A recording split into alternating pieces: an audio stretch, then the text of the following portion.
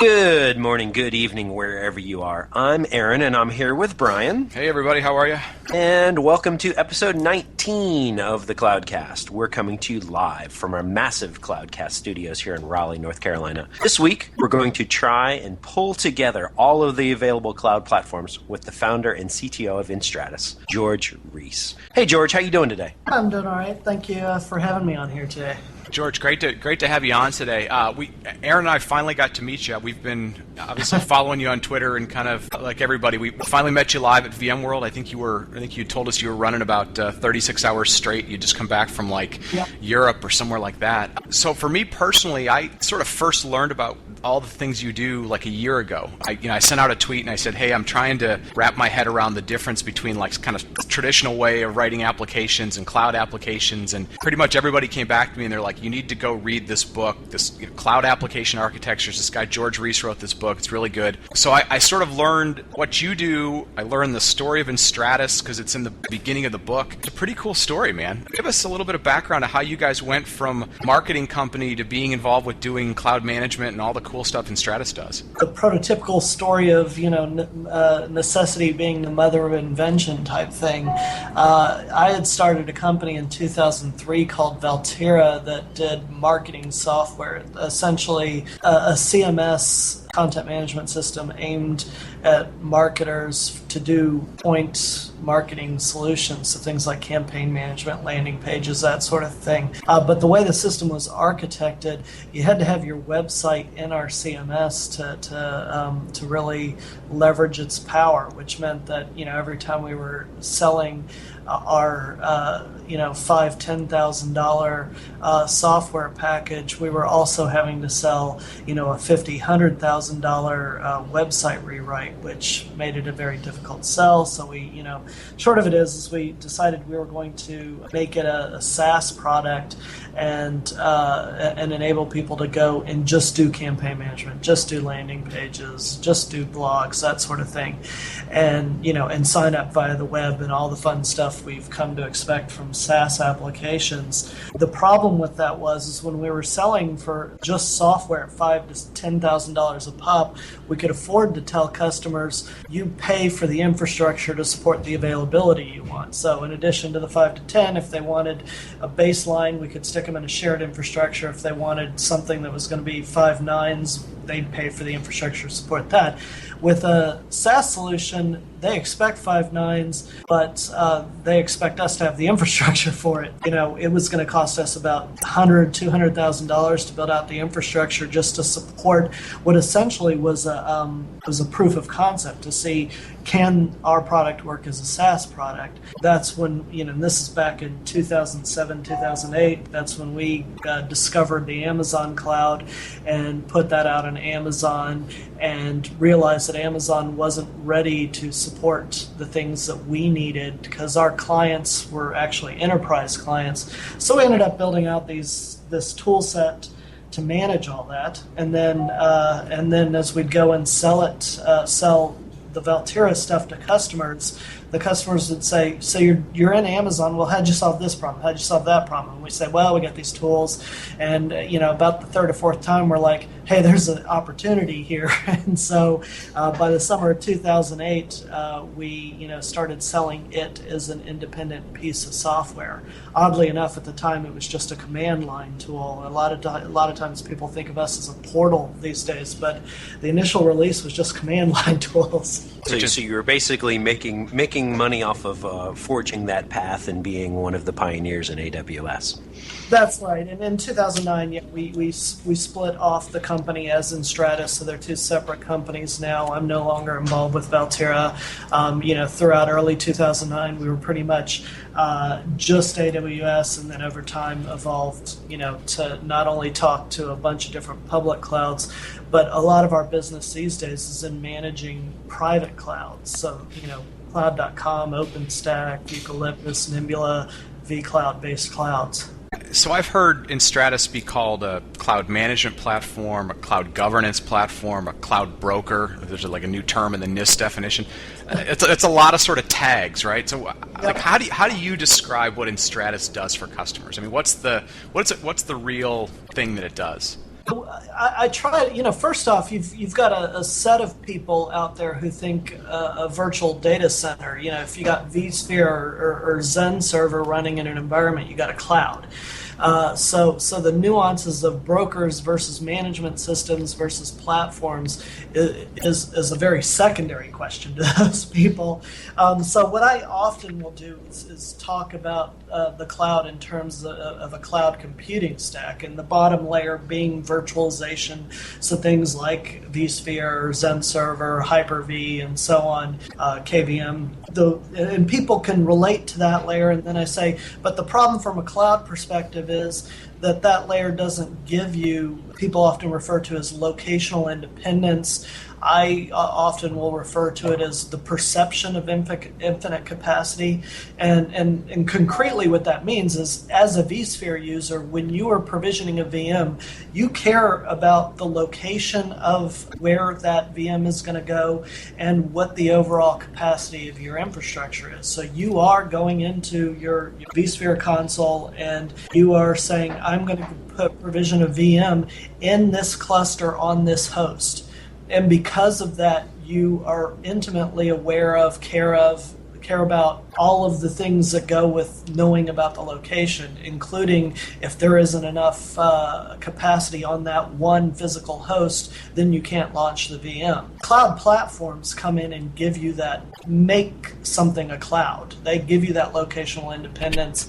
They give you the ability to say, give me a VM. I don't care about anything else. I just want a VM with these characteristics.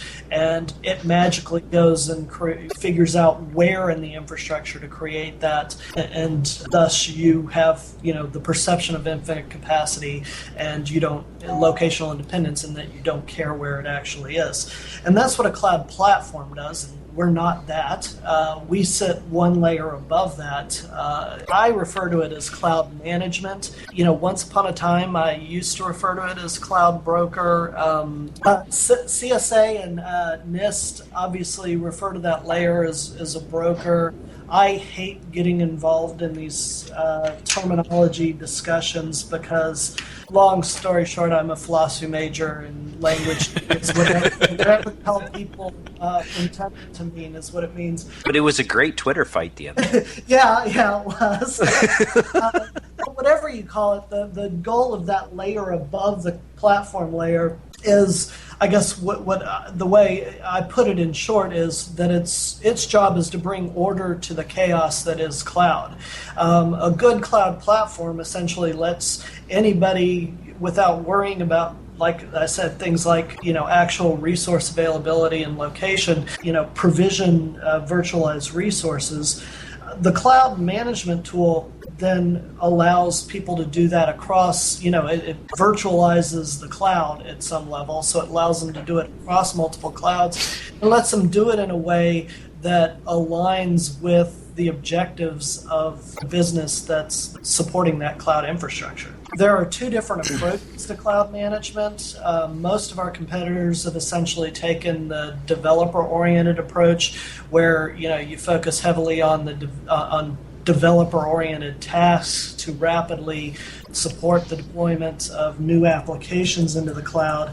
We've taken sort of an operational approach to management, where we focused on governance issues and the sorts of controls that IT typically want around moving stuff into the cloud.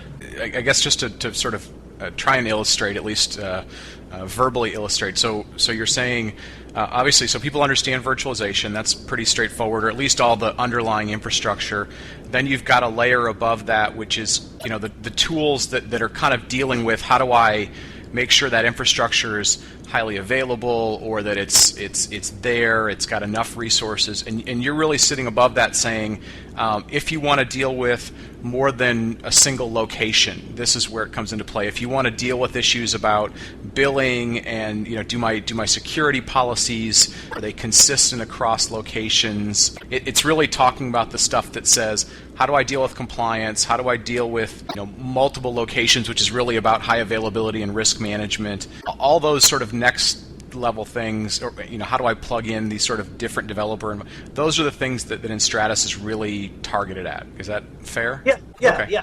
Good. And let me ask you this. So I get slightly confused when it comes to where is there overlap between, say, you and OpenStack, vCloud, Cloud.com, a lot of these other names that are out there in industry right now. You, of course, manage all of them, but don't they also have management capabilities to some extent built into their products? Well, they have basic management capabilities for their particular product. So, and it's a sort of necessary evil. If you don't have, if you don't have an enStratus in the mix, then but you've got a Cloud.com cloud, obviously you need a user interface for interacting with that. And unfortunately, that leads people a lot of times to think that enStratus or other cloud management tools are interfaces into managing the clouds, and that's definitely not what they are. The thing is that so that's where the overlap took. If you buy a Cloud.com cloud, for example, you're going to have a user interface that Cloud.com has built for managing Cloud.com, and in some places it has the exact same functionality as enStratus. But what enStratus is doing on top of Cloud.com is adding automation.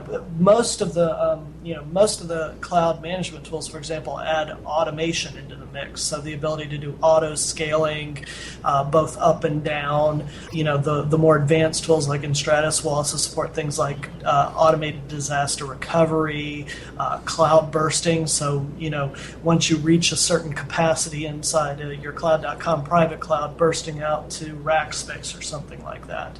The two key things that the management console adds is going to be the ability to look across clouds and the ability to look at the infrastructure within your cloud more from a perspective of the applications that are deployed in it than from the pure infrastructure elements, the VMs and such. Gotcha. Okay, and so let me ask you this then. If you load enStratus on top of, say, multiple platforms, do you ever need to go use their consoles anymore, or does the need for their consoles kind of go away at that point? The need for their consoles basically goes away.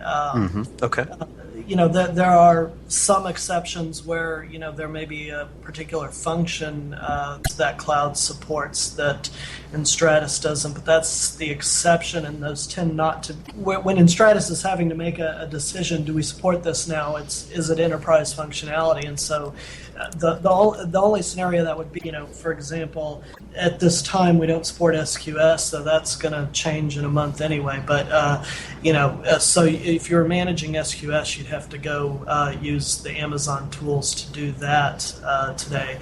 But for the most part, you'd be using enStratus because you'd want to have all of the rich enStratus user permissions and access controls in there, and if you let people go in to use the underlying cloud tools directly, then enStratus isn't able to enforce the access controls. You lose the audit controls. enStratus will realize you've made a change, but it won't realize who did it or why.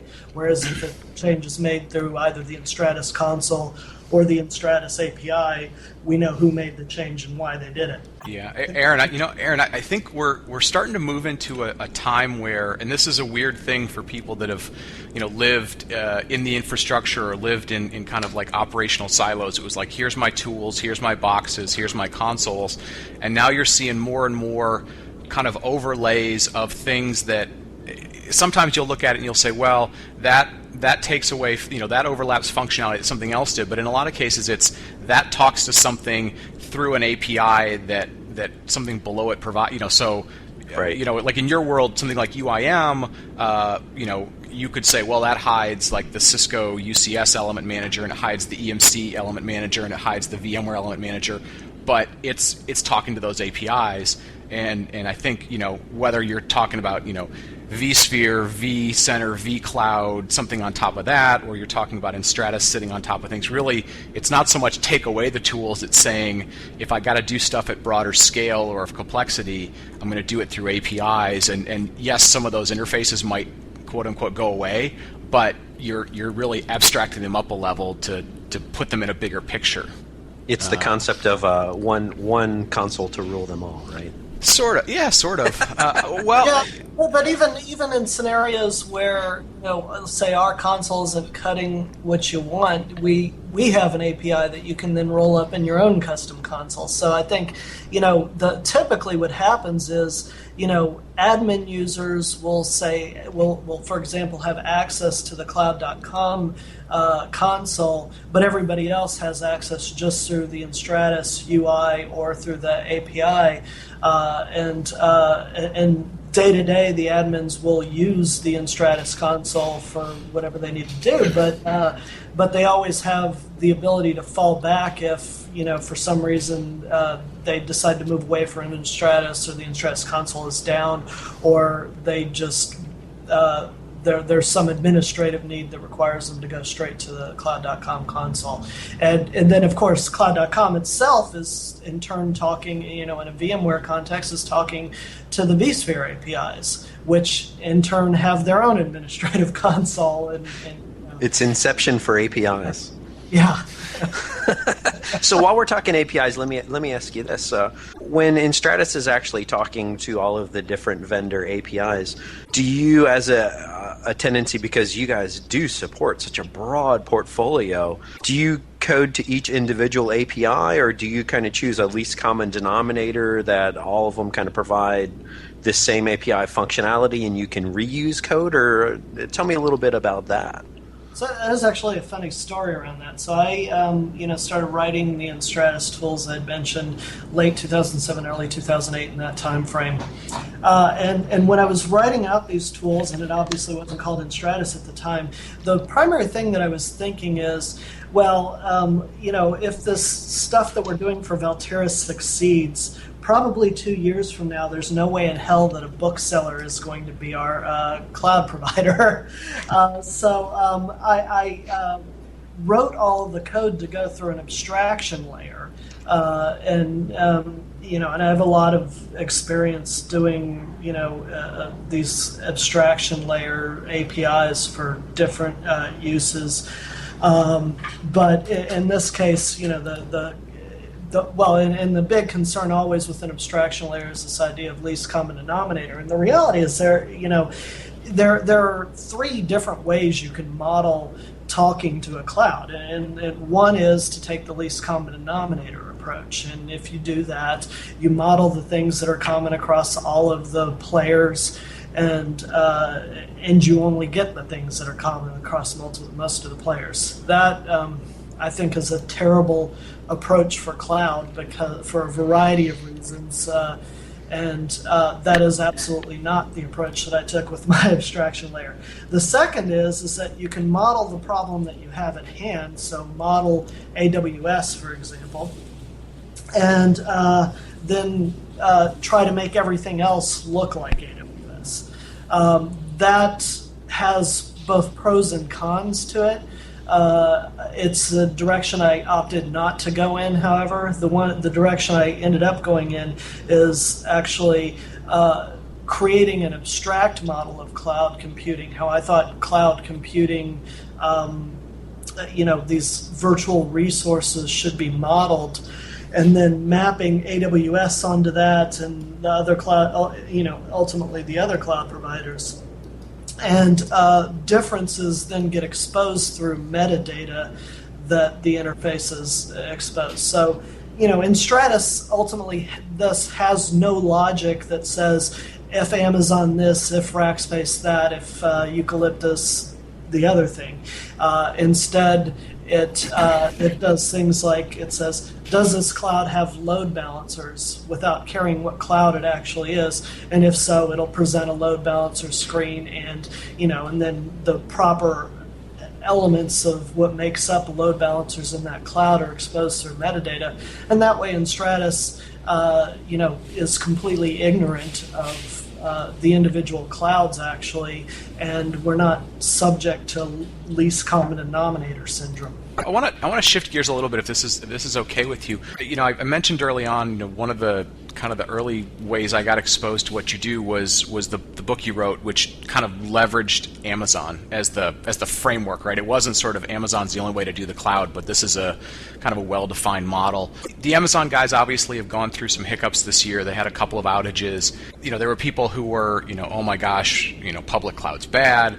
You kind of came out and said, if you did it right, all the value and the virtues of say public cloud or Amazon or whatever really shone through. So you had Netflix that stayed up and ran.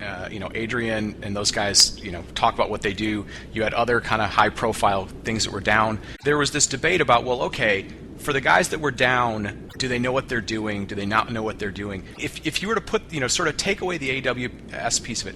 If you said, look, how complicated is it to run an application, a highly available application in something like Amazon, right, or a public cloud infrastructure where you only see parts of it versus, dealing with HA and DR and all the other stuff you do, say, in a private environment.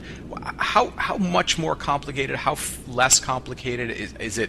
Is it a totally different mindset? What's the real difference there? There are two approaches to handling high availability. One is to let the infrastructure handle it.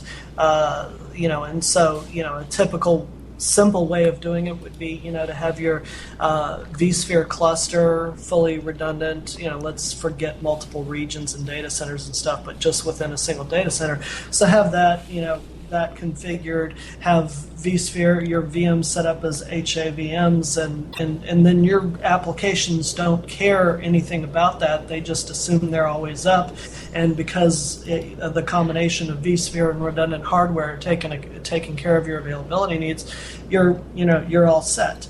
The other approach is to assume that you're running on crummy or commodity hardware, that things are going to fail, and build in intelligence in the application layer that enables you to survive the failure of the underlying infrastructure. That's called design for failure. And the reality is that the two models aren't any different for the most part if you are following best practices for software development. I mean, it's simple things like don't keep state in your application, make sure that the system, if the software can be load balanced, in most cases it's 90% of the way to design for failure.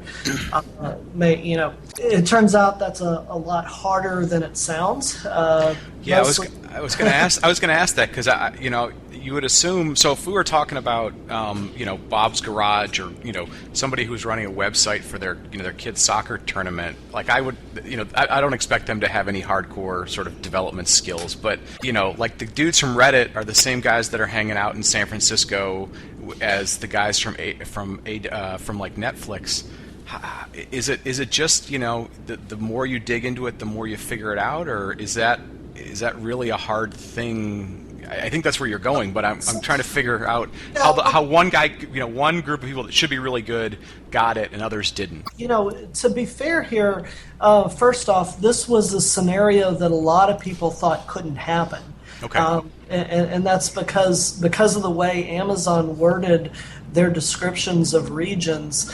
The idea that an entire region could go down was not something that a lot of people considered as possible.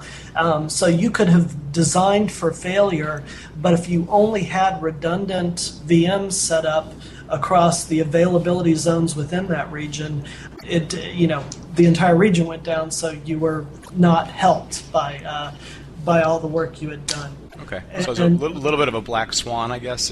Yeah, but the bigger picture is that it's not as simple as designing the software that way. You also have to have redundant virtual machines running across. You have to avoid single points of failure, because no matter how you design your application, if there's a single point of failure and that single point of failure goes, you're toast. And that's true whether you're doing design for failure, you're leveraging the infrastructure. And the example I use, if I lost my one data center, then all of the work that VMware and my redundant hardware and and network connectivity is done is worthless. And so the scenario we encountered in April was that an entire region went down, and so even people like Reddit who had done a good job with their application architecture weren't prepared for that particular scenario. The other thing I'd add to that is that, so the way they would have dealt with that would have been to have had redundancy in other Amazon regions, but that costs money, and there are a number of people out there who said a region-wide outage is an acceptable risk for me. And a good example of that is the public enStratus.com website, not our SaaS product, but just the marketing website. Right. It turns out my thinking on this was wrong, but we had ahead of time determined that if an entire Amazon region goes down, then it's okay for the www site to be down because all it is marketing fluff. Turns out when an entire region goes down in Amazon, it's a good marketing opportunity for enStratus, so that probably wasn't the best thinking. But the point being is that you assess your risks ahead of time, and you may decide that level of redundancy isn't worth the cost, and I'll accept the fact that in its entire history, Amazon's had 2 incidents in which an entire region has become unavailable. I can live with that risk and that associated downtime. Or you may not, which means you need to have regional redundancy. Right. Okay. So makes sense. Yeah. So I mean, So let me bring this back to enStratus then. So whether or not people totally understand how to design for that, or whether you understand exactly how your cloud provider's there, are there some things in the enStratus platform that are going to help you with those transitions from being a sort of a novice in this new way of dealing with applications in the cloud to being more of an expert in it?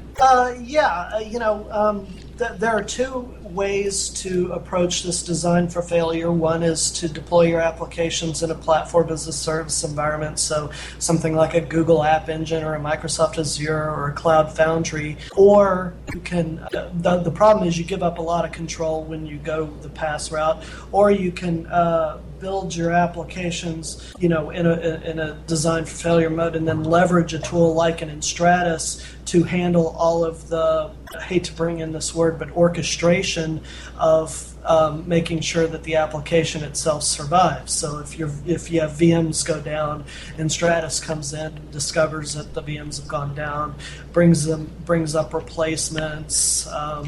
It's actually, being, the funny thing is that being highly available is only really a special case of auto-scaling.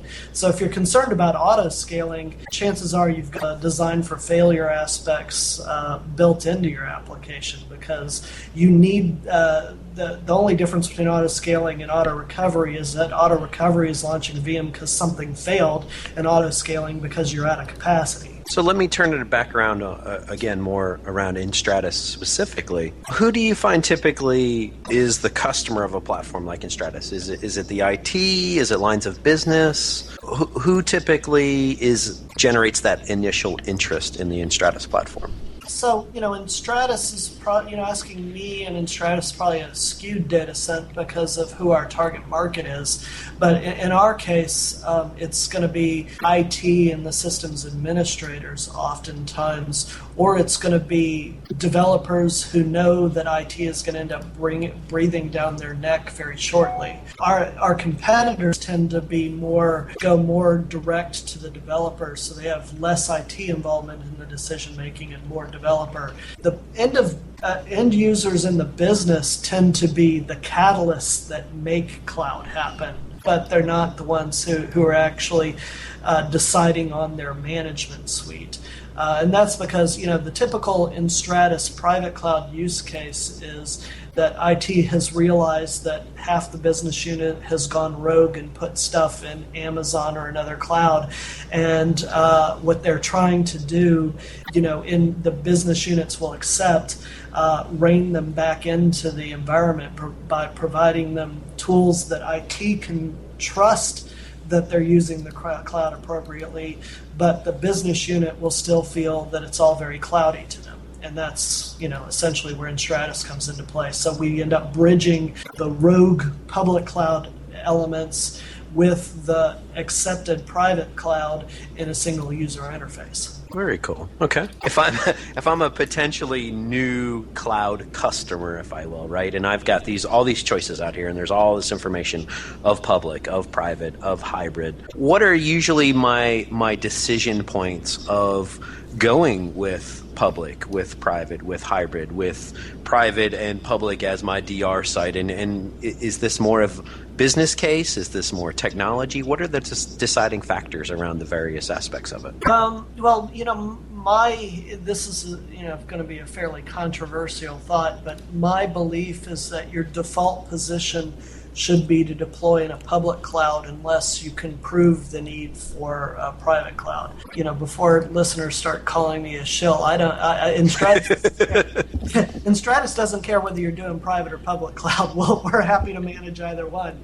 But the reason is that you get the most benefits of cloud when you're in a public cloud infrastructure, because there are aspects of private cloud that aren't really cloudy, and part of it is being responsible for somebody in your organization having to own and be responsible for the physical resources. And a good discussion on that is you can find it out on the web. It's a Simon Wardley presentation called Why It Matters, but it's a great piece on the impact of public cloud and commodity computing. He probably wouldn't phrase it that way, but at any rate, so you use that as a default positioning, and then look at the requirements of the component of the things that you're deploying, and prove that you need to be in the private cloud. And reasons that you need to be in a private cloud, start with compliance. There are certain compliance objectives that simply can't be met. In some cases,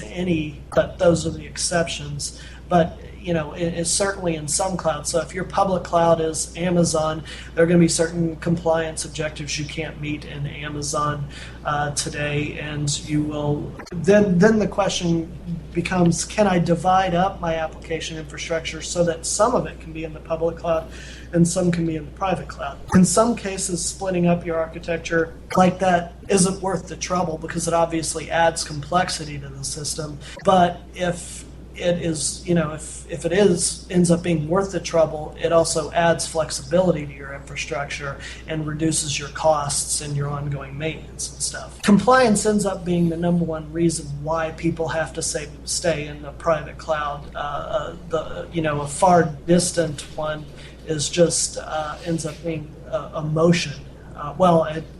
Emotion causes a lot of people to stay in the private cloud. It's rarely a good reason. Security is, for the most part, a nonsense reason why people go private cloud, but it is a strong motivator, nevertheless. Well, it's an interesting sort of contrast. Typically, a business would sort of say, at least from like a people or a skills or a process perspective, they tend to say, I'll figure it out in-house. I'll develop skills for my people, whether it's a marketing skill or an engineering skill or something that they drive intellectual property around. The interesting thing about public cloud is it allows you to say, hey, if I have an idea, if I have a really interesting idea and I want to go experiment with it, which is really what I think you're sort of saying in a little bit different words, is I can go experiment at a far lower cost and then potentially figure out, like, okay, did that make any sense? Did it work? Do I need to own that, hence maybe bring it back in-house? Or did we figure out, through this experimentation that it really makes sense to be out in the public domain, which is a little bit of the reverse of what somebody might say if they were looking at, like, how do I outsource a people function, a call center, or whatever. But it's not a radical business idea. It's just the economics of what sort of public cloud provides for you, which is like you can take an idea, go figure out if it makes sense, and then you can, like you said, come back and figure out the economics of it and say, what are the costs of it being out there? Is it a cost of compliance? Is it a cost of owning the infrastructure? Is it a cost of, like you said, fear of it might get hacked and it goes down and we've got a PR problem? But it's just a different way of looking at sort of business problems. It's a resourcing problem for the business, right? Yeah, the question really is, and you're really getting at really about is what's the most cost-effective way to solve these business requirements. And and in the end, if either answer is perfectly valid as long as it's the cheapest way to solve the business requirements. Problem is a lot of time, a lot of junk gets into those calculations. False security requirements, nonsense ROI calculations on the public cloud, and then it all gets quite cloudy.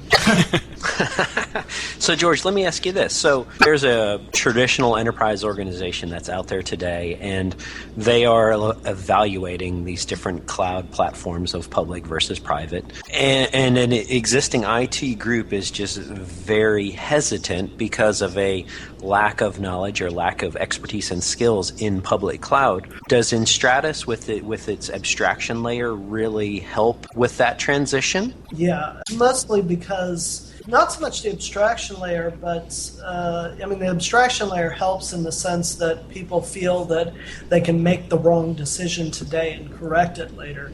But I think the big thing that enStratus gives is the confidence that I as IT can give up all of this control that the business wants me to give up, but I can still retain control over the things that matter in IT. Chris Hoff used the phrase with me once, gracefully give up control. And I really like that phrase because that's what IT needs to do. And that way they don't, they keep control over compliance. They know that people aren't going to be doing non-compliant things, but at the same time, they're not imposing a 6-month provisioning or procurement process on VMs. And that's ultimately what the business wants to get away from, is these absurd procurement times for valid business needs, when the business, rightly or wrongly, has a perception that IT does not have the business interests at heart. Very cool. I would definitely agree. It's an interesting changing time. It's a bit of technology. It's a lot of sort of potentially people changes. Aaron, we've talked George's ear off, or we've let him go on about where enStratus really plays in a nice layout of the different sort of layers within this stack that's going to make it all work. We've talked about, what goes on in the public clouds and how people need to think about them a little bit differently, whether it's an economic resource or a development resource. Why don't we wrap this up? George has got a company to run, so let's let him get back to doing that.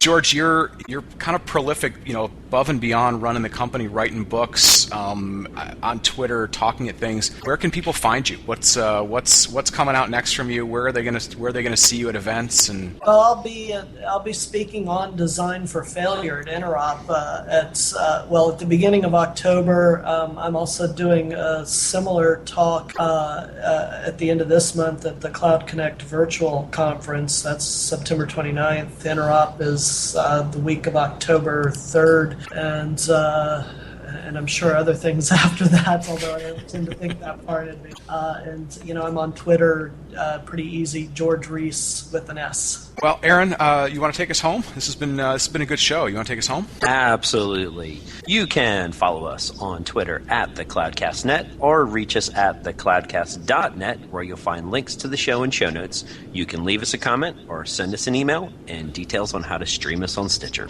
Thanks for listening.